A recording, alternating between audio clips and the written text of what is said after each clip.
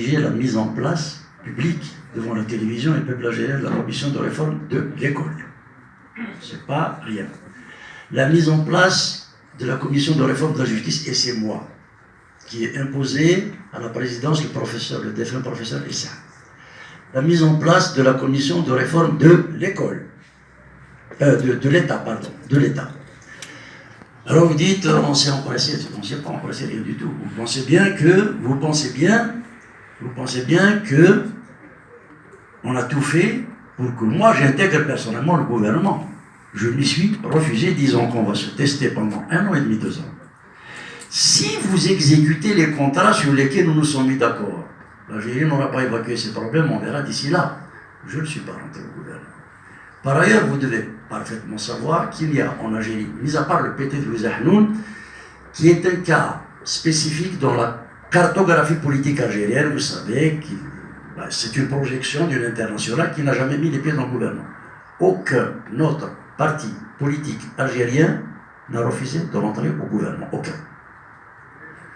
La différence entre rentrer dans un gouvernement sur la base de conditions affichées publiquement et de sortir lorsque le contrat est rompu, c'est autre chose.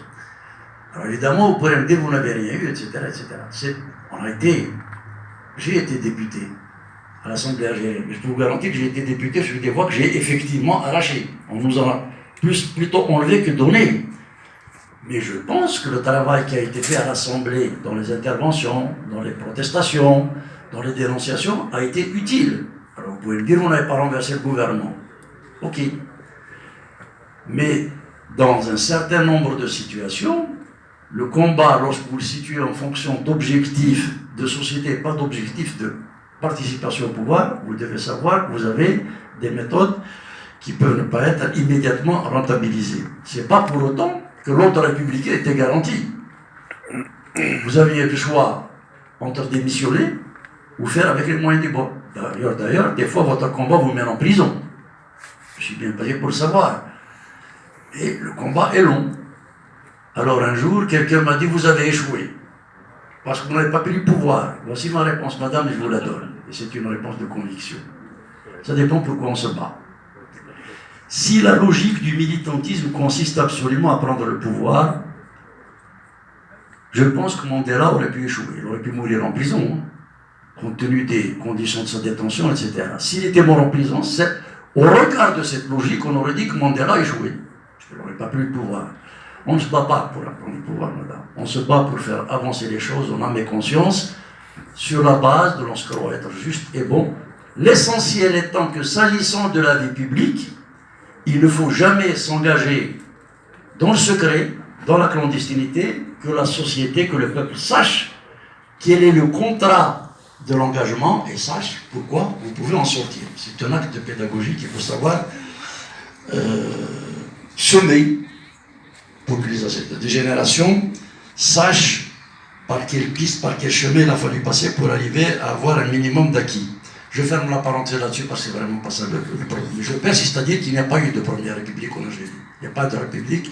Lorsque les élections sont déterminées par les fraudes électorales, lorsque l'accaparation du pouvoir dépend de votre capacité à faire un coup d'État, lorsque la corruption est le moyen par lequel on régule la fonction sociale.